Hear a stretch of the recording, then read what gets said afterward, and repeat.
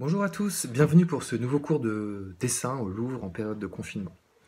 Vous êtes au Louvre et vous marchez dans la grande galerie pour aller voir la Joconde. Vous arrivez à entrer dans la salle de la Joconde et vous entrez, vous êtes pris d'une bouffée d'angoisse devant la masse des touristes qui se pressent devant le tableau. Vous êtes prêt à vous battre pour la Joconde, vous essayez pendant 5 minutes d'entrevoir un coin du tableau, puis vous battez en retraite, vous êtes prêt à renoncer à voir la Joconde. Et en vous retournant pour sortir de la salle, vous tombez devant cette immense toile des Noces de Cana, peinte par Véronèse. Vous êtes devant 67 mètres carrés de peinture, presque 7 mètres sur 10, 130 personnages, et personne pour vous cacher cette peinture. Vous êtes crevé par la Joconde, mais vous allez rester longtemps devant cette peinture, devant les Noces de Cana peintes par Paolo Cagliari, dit Véronèse. Voilà. Les exercices d'aujourd'hui vont se faire au feutre. Nous allons travailler d'après les interstices et les masses de plein qui rythment la disposition des personnages. Le feutre va nous imposer d'être minimaliste et de se concentrer absolument sur l'essentiel. Le dessin va progresser à partir d'un espace et grandir comme une tache d'huile en se propageant de personnage en personnage. Nous poserons les figures petit à petit, les unes par rapport aux autres, en travaillant grâce à des points de repère. Tac, tac, tac. Et on vérifie les espacements, les uns par rapport aux autres. Alors l'exercice va se faire à l'aide d'un feutre avec une pointe épaisse. Et on va partir de l'interstice laissé entre deux grandes figures de premier plan. Donc la figure du joueur de viol drapé en rouge et la figure qui porte un toast, donc légèrement sur la droite, drapé d'argent. Donc le but de cet exercice est donc d'être obligé par le feutre d'en faire moins et donc de poser moins de traits, mais que ce trait soit juste, plus juste que ce qu'on a l'habitude. Plus circonspect en quelque sorte et plus vérifié à l'avance. Et ici, c'est vraiment ce qu'on fait, c'est de vérifier à l'avance vers où on va et donc la valeur des interstices et des pleins qu'on pose. Donc l'exercice est beaucoup autour de l'espace vide, la forme pure de l'espace vide, qu'on appelle l'espace interstitiel, considéré en tant que forme pure, donc qu'on dessine, et la forme pleine. Donc on verra que dessiner ce genre de composition et dessiner en général, c'est comparer les valeurs donc des formes interstitielles et des formes pleines qui forment des masses. Donc ne pas donner le primat de l'une par rapport à l'autre. Voilà. Alors ici, ce qu'on voit, c'est que donc ces figures de premier plan, hein, le joueur de viol et l'homme qui porte un toast avec son verre, donc on ne va pas traiter l'intérieur de leur forme. Hein. Là, on pose juste le contour, on vérifie bien la base, on pose bien les pieds, on vérifie bien qu'elles sont bien posées, on a bien vérifié les points de repère de l'une par rapport à l'autre, les deux coudes, les deux tailles. Voilà. C'est encore quand même très abstrait. Ici, là, je vais poser la tête, ça va devenir un peu moins abstrait. Ça va être le but de cette tête, c'est de un peu plus reconnaître, sentir cette figure, parce que sinon, voilà, il nous manquera quand même des petites accroches figuratives. Donc le but, le vrai but de ces deux figures, c'est de nous donner un espace d'interstice. Voilà. Cet espace dans lequel je commence à poser donc ici le vase, un des vases plein d'eau qui va être eau qui va être transformée en vin. Donc de pouvoir poser dans cet interstice la multitude des figures qui s'y pressent et qui sont donc plus dans l'ombre pour mettre en valeur les figures de premier plan. Donc ce qui nous intéresse, c'est donc cet foisonnement, tout ce foisonnement, tout ce qu'on risque de manquer quand on regarde la peinture de Véronèse au Louvre, et qui est dans les interstices. Voilà.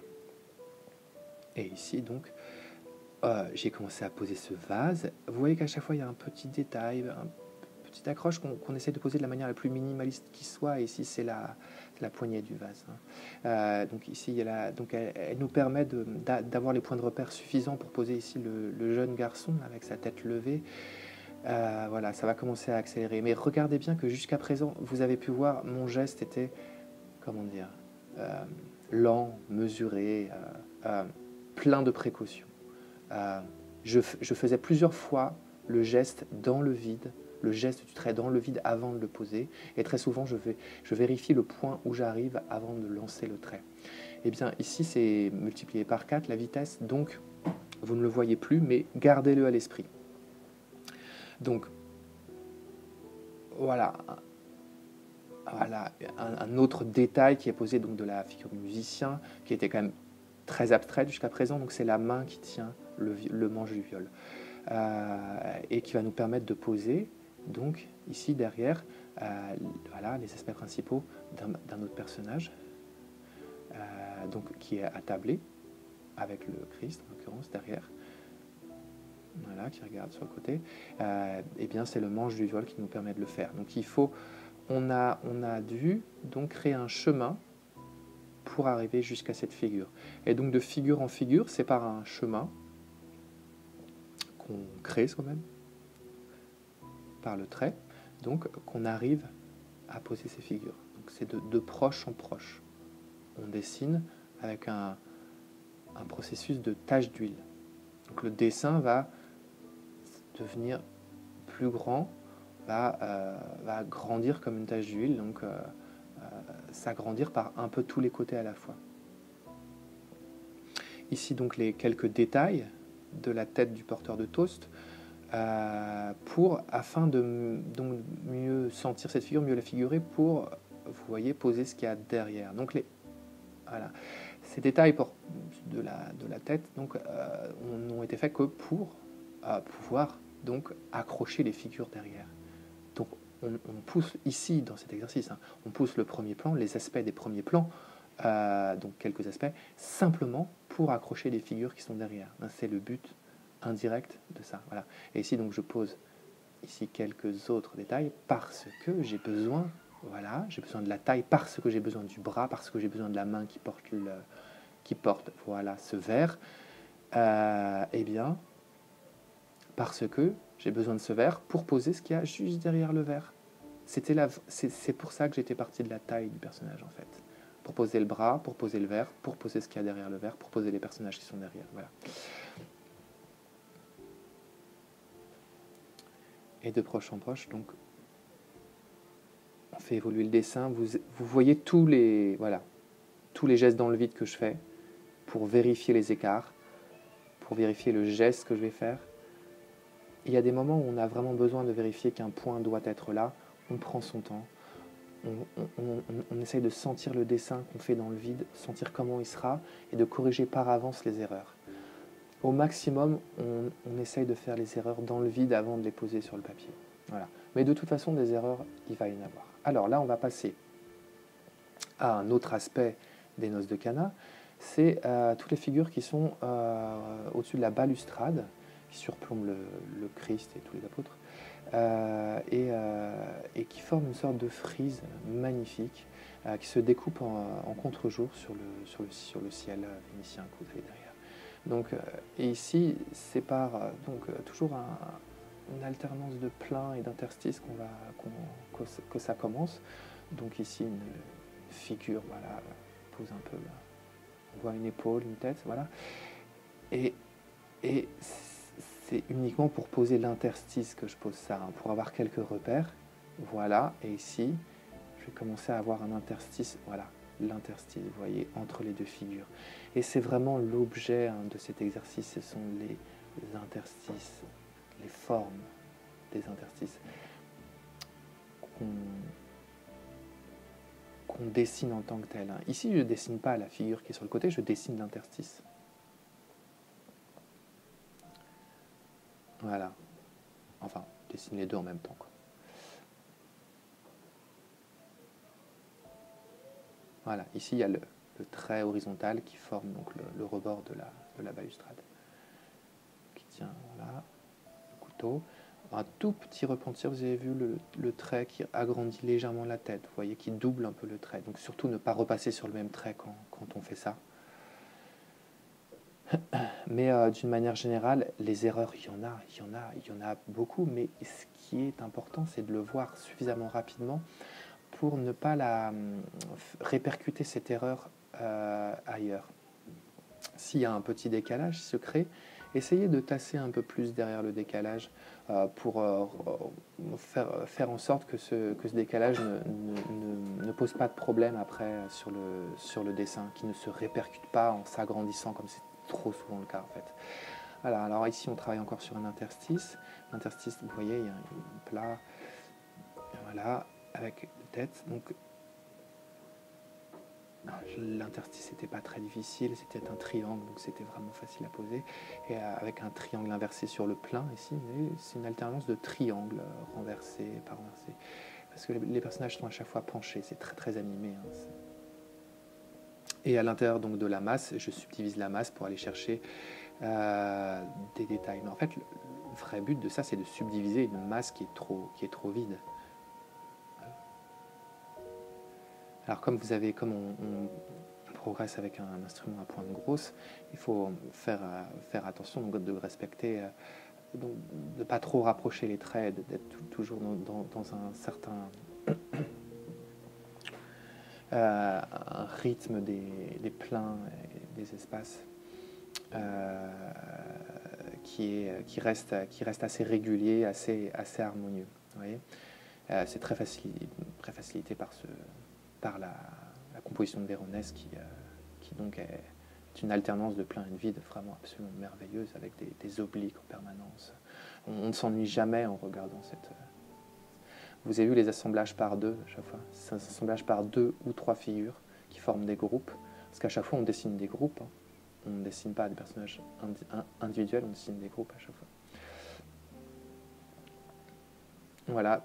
Les tout petits détails servent un petit peu. Donc à chaque fois, poser un œil, une oreille, ça sert à mieux sentir le dessin et ça aide à dessiner finalement. Ne pas laisser les choses trop abstraites. On les met en place de manière un peu abstraite, mais on ne les laisse pas trop abstraites trop longtemps non plus.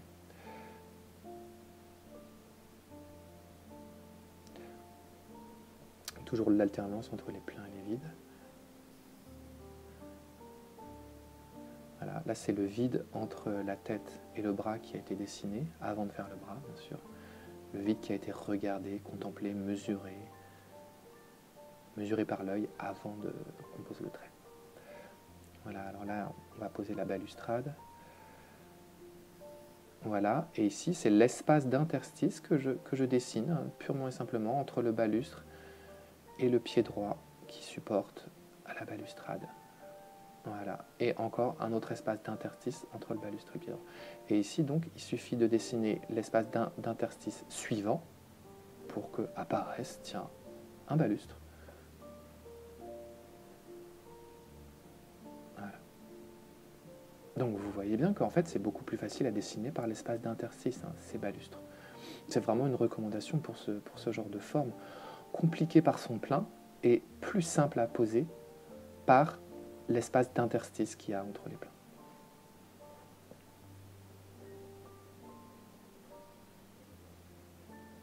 Bon, bien sûr, à chaque fois, j'insiste vraiment là-dessus, je fais le trait avant de le poser dans le vide. Et ouais, parce que on ne peut pas gommer, on ne peut pas répéter le trait de feutre. C'est d'ailleurs ça qui nous fait progresser quand on travaille au feutre, c'est que notre dessin est plus sûr, on se concentre plus, on a une sorte de concertation à chaque fois qu'on pose le trait, c'est une décision prise vraiment, mûrement posée. On se concentre sur les verticales. Voilà. On essaye de faire en sorte que juste petit rattrapage. Là, vous voyez, j'ai un peu doublé. Ça tombe bien parce que c'est le côté... Il y a une face en raccourci. Donc, ici, l'espace de vide qui est posé dans l'espace de plein. Vous voyez, comme si une alternance de plein, de vide. Voilà. Encore une fois, ici, la voûte. Voilà, alors la voûte, attention de poser d'abord à chaque fois les piédestals et le sommet de la voûte. Voilà. Vous voyez, ce qu'il y a à l'intérieur, c'est très peu. Hein. Quelques petits traits qui viennent, qui viennent suggérer les ornements et les balustres. Mais l'important, c'est l'échange entre les pleins et les vides. Hein. C'est le contour de toute cette forme et le contour des vides, dont des voûtes qui sont à l'intérieur. Voilà, quelques petits détails. On va s'arrêter là, parce que c'est pas la peine de trop alourdir le dessin, mais on peut continuer longtemps comme ça, à dérouler le dessin, à explorer, être dans l'errance de ce tableau gigantesque. Voilà, j'espère que cette petite vidéo aura pu vous aider. S'il faut conclure, je dirais, n'hésitez pas à travailler avec des instruments indélébiles. Feutre, roller, comme vous voulez, à grosse pointe, à pointe fine, qu'importe. Ils vous feront progresser énormément. Ne vous découragez jamais, recommencez souvent. Il faut beaucoup dessiner, il n'y a pas de secret. Enfin, intégrez vos erreurs, surtout assumez-les. N'essayez pas de les effacer, de toute façon, vous n'avez pas le choix, le feutre n'est pas une gomme.